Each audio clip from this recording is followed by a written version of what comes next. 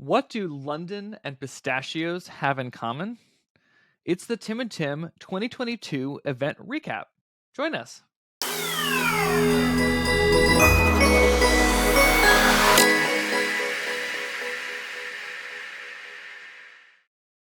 Hey everybody, welcome back to Tim and Tim Talk event production.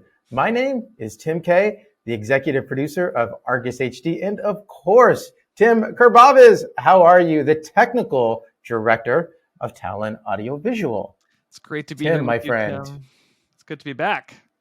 It's great to be back, isn't it? Listen, before we jump into the episode, we have a good one planned for our audience. Let's give a shout out to the audience, Tim. First, thanks to the viewers that have been watching the episodes.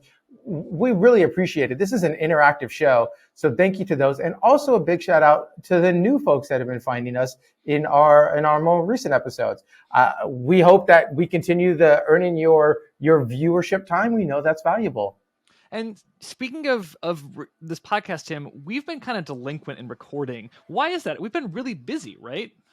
I mean, delinquent, Tim. Like, just throw us right under the bus. I know. Okay, but it's fair. It's a fair word. And so that's what this episode is going to be about. Is just Tim. Let's just pick a couple of our ones. And you know what? We don't have to pick the most fanciest, the sexiest shows that we've done, the ones with the most bells and whistles. Let's just pick something that, I don't know, interests you and I, and then share that with the audience and see if that connects. So what do you want to talk about first, Tim? What show do you want to start this episode with?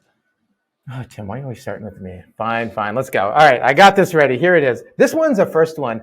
As we like to say, we like to go to the other side of the pond on this one for what is a Remy production. Tim, do you know what a Remy production, by the way, stands for? I always forget what the acronym, I think it's Remote Integration Model, I think is what it stands for. Remote and then integration at the end, maybe. I don't even know the answer. Model, I think is what it stands for, but I don't actually remember. You know, this is one of these legacy words that are around. So, okay, somebody in the comments maybe put what you think Remy is, because I think depending on what coast you're from, they're going to have a different interpretation of this. So we have a Remy production. We flew to London. But Tim, what do you mean by Remy? We haven't defined what we were talking about. Gotcha. Good point, Tim. So Remy production is essentially only sending out the core crew to the on-site location. And what we're going to do is send the signals back to, actually, Tim, right back here. So as you can see, our control, our inbound, and it was switched right over here. And so this is a model. This is a model that's used for sports broadcasts a lot, Tim, but not necessarily a lot in corporate.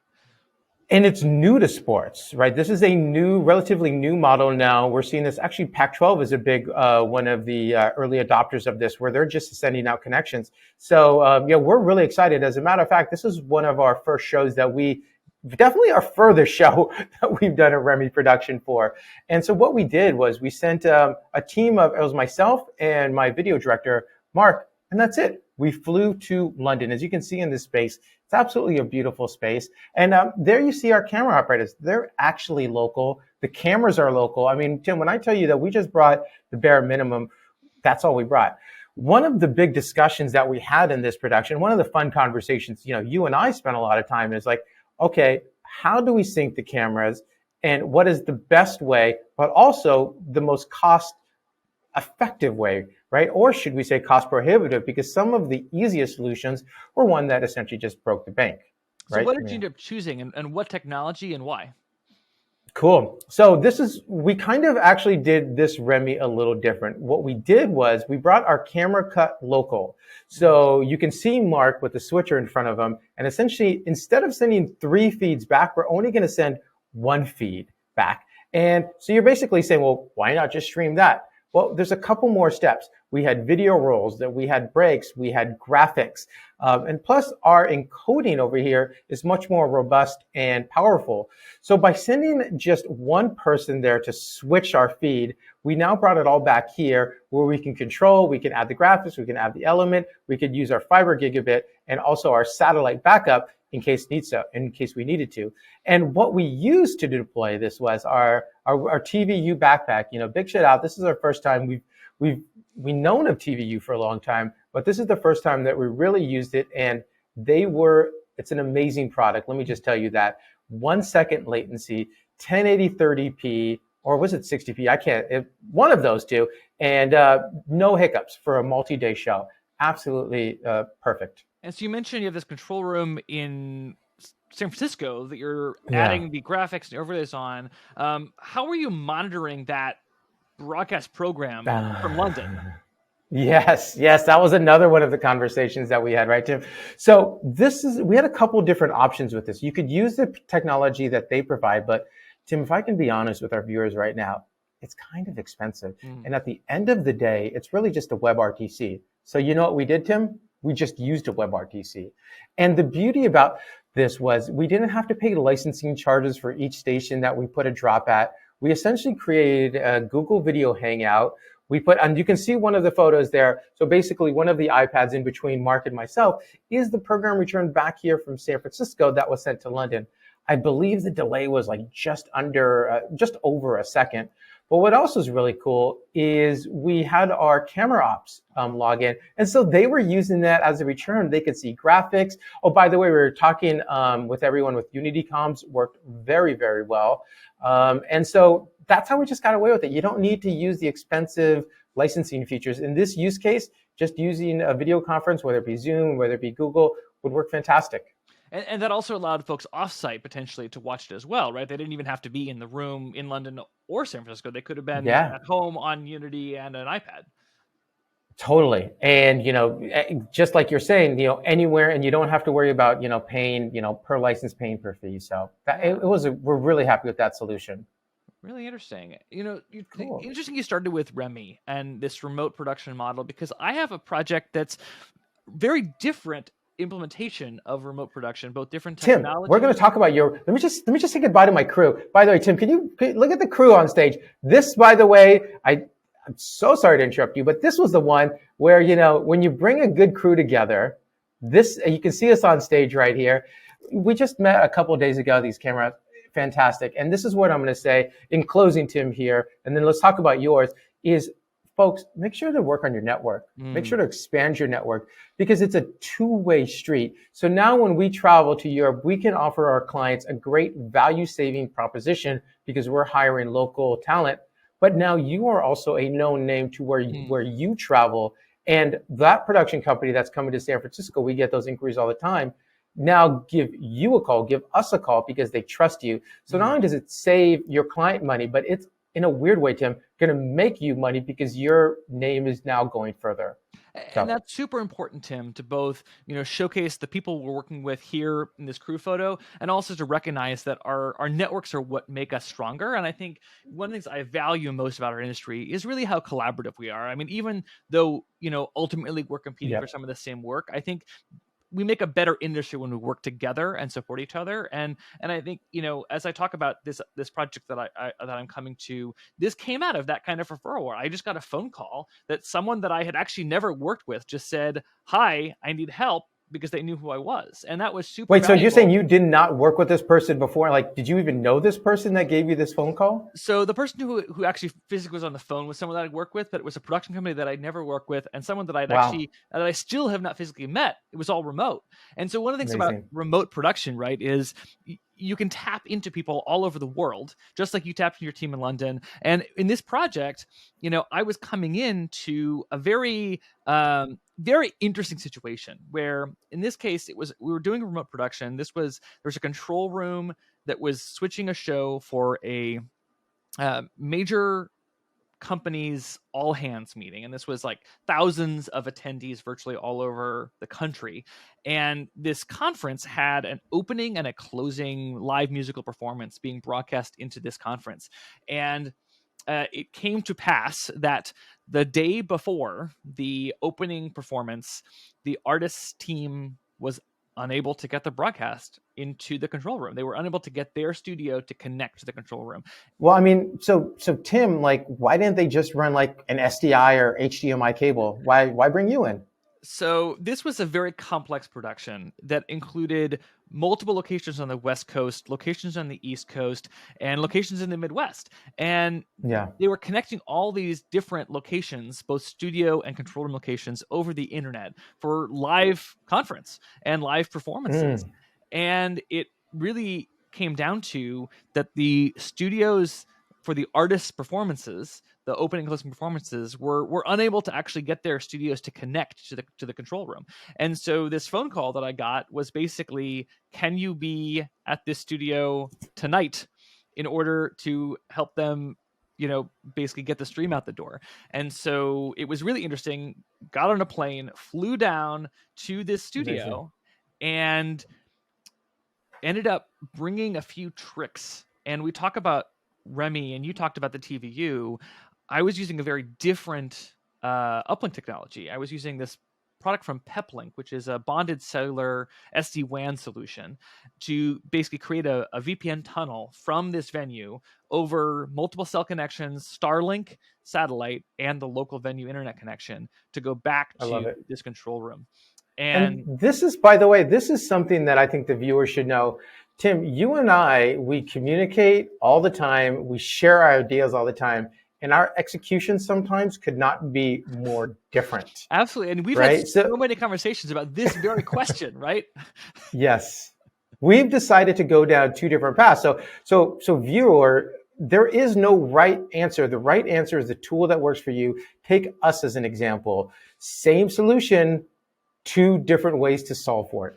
Sorry, Tim, go ahead. No, absolutely. And so what we were doing, and I'll show a picture here. I've blurred out the screens and some of the information here to protect the integrity of the show here. But, looking at this picture, you can see a bunch of computers and some hardware up on a shelf. And what we're looking at here is the Peplink bonded cellular router. I think I just out of frame, we've got the actual cell antennas.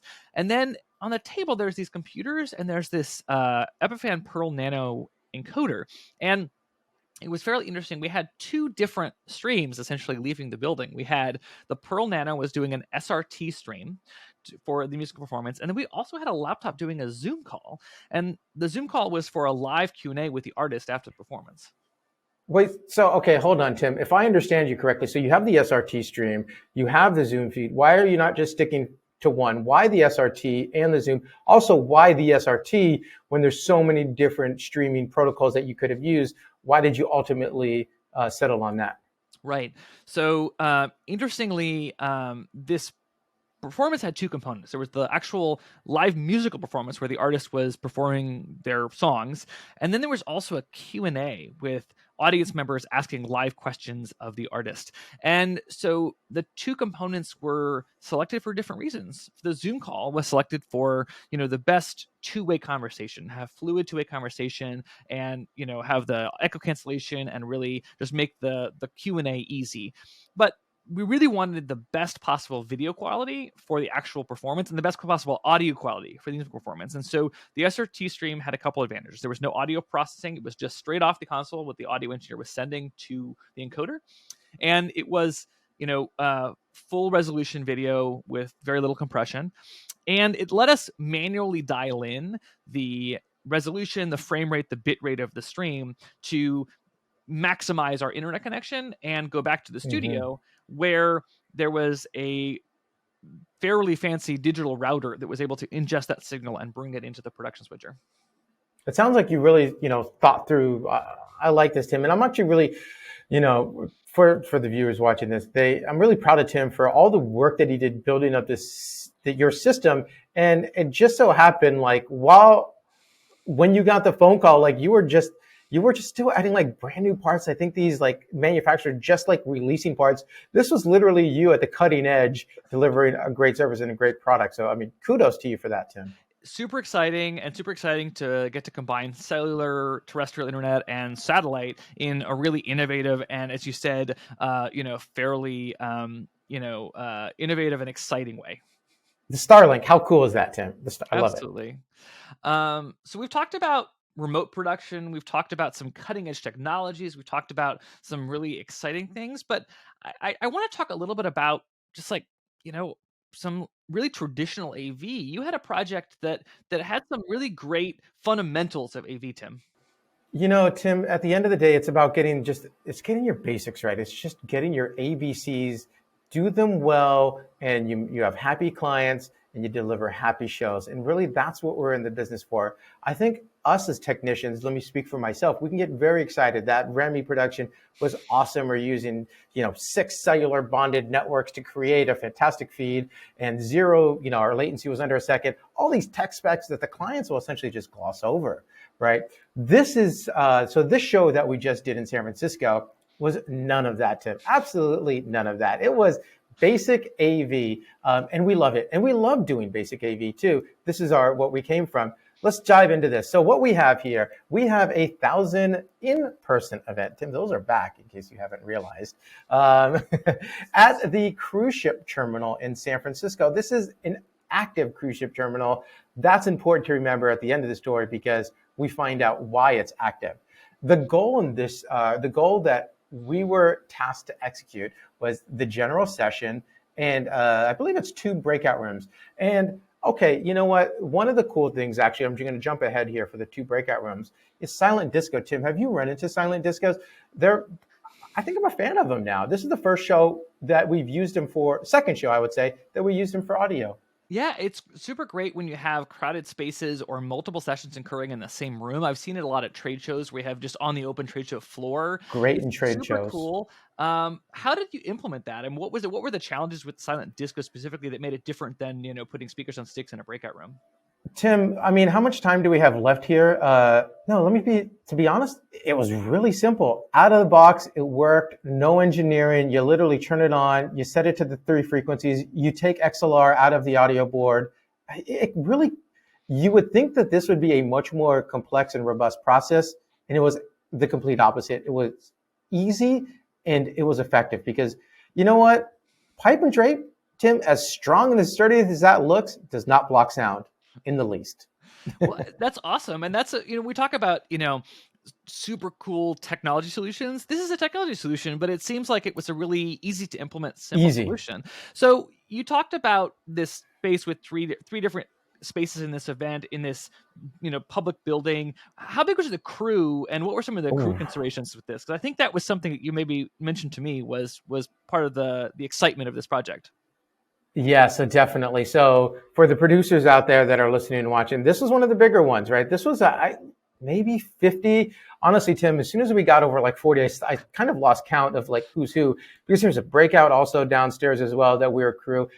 It was an Argus crew, but this was also a union venue. So we worked with IATSE Local 16, fantastic union to work with out in the Bay Area. So we collaborated with them, and it was a really big, I think this was like potentially the biggest show that we hired for the year, 50 people, right? Versus the REMI, where essentially we hired 2 camera operators, so it really shows the range that, you go from show to show and week to week.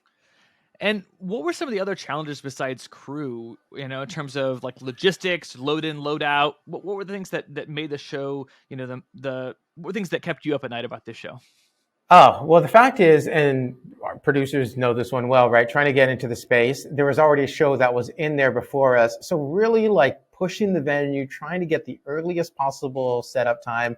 It was an absolute challenge to work with them. The windows that they gave us were really unrealistic at the beginning. And I think, as event technical producers, it's our job to communicate this to the client and to the venue, which we did, which got us extra time. And let me tell you, that's important because we're putting basically the whole show together out of box truck. Well, really, it was 5 trucks. There's a couple semis, as you could see.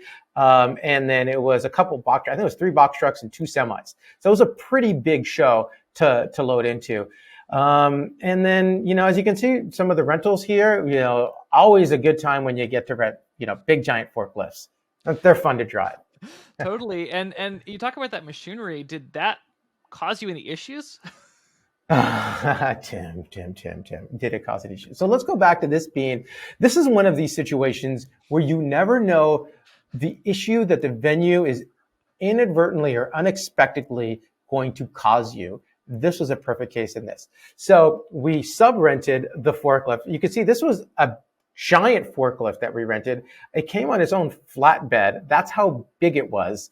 The company we rented from had a shortage of drivers, and we were only contractually allowed to be in that space till midnight, which means Now let's go back to there. This is a cruise ship terminal, which also means it's an immigration terminal. So they're checking passports because these folks have come off of, international waters. So this is the first place that they're checking into the United States.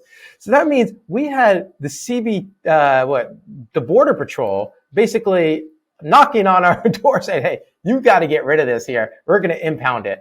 And we're like, what do we do? We're about to get our forklift impounded by the federal government because the trucking company doesn't have enough drivers to get it out of here. Tim, there was a lot of phone calls. There was a lot of, if you want this back, you better hurry up and come get it. Otherwise call up Uncle Sam to get your forklift back. That was a big surprise, a very big surprise. Wow. That sounds exciting, Tim. It was exciting, but let's go back to the show and not necessarily the excitement parts of it or the challenges of it. But, at the end of the day, Tim, like this show, once from a user experience, pretty straightforward, pretty much AV 101. Set up your projectors, set up your TVs, set up your monitors, make sure everything is in sync. We had to replace a couple lines because of timing issues, but really just working within the challenges of the space. And, this is not necessarily we need to bring in a ton of specialized equipment. The equipment that you already have, how do you make that work in such an interesting and challenging space like this one? So it sounds like really it's the AV fundamentals and the logistical fundamentals of how do you make a good production, how do you fit into a space, and how do you make the technology work for the event that you're having. And that's really it, getting down to the basics. And I know like you now want to talk about yours, which is probably similar, right? Well, you tell, How is yours? So I had two projects at the end of the year that were both agricultural events. And so the clients here were essentially associations educating farmers about how to grow crops better. And it's really interesting for me to have clients like this because it's so different than the projects that, Tim, you and I work so much on high-tech events, on Silicon Valley tech company events, on big corporate events. And to have these clients where, honestly, these are much simpler technologically, but in many ways, there's a higher importance to the content because it's really like, how do you feed people? And so it's really interesting to me to have that diversity of clients between some projects that are really, exciting and high tech and, really challenging technologically. And then these projects that are really like, it's not a lot of technology, but it's really how do we get this right and support our clients who maybe aren't as comfortable with the technology, right? And how do we make sure they're comfortable giving their presentations and teaching, their audience really, this content that matters in the immediate moment, Absolutely. And so this was a food-based one, Tim. Do you work with food? Like, are they essentially one of your, when you describe like important clients, why would this be an important client in, the location that you even said, like, where was this actually? Yeah. So I had two different events. One was in San Diego and one was in Visalia, California, which is in the Central Valley, Fresno area.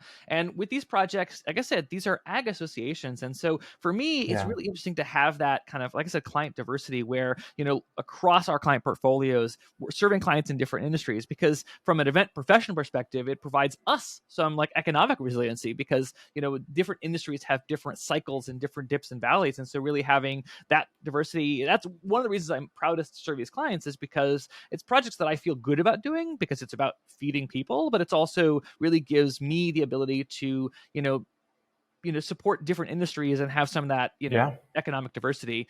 One of these projects was client diversification is key. You don't want to only be on one sector. Sure, you'll ride it up when it's doing great, but you really want to be able to pivot and transition to another industry.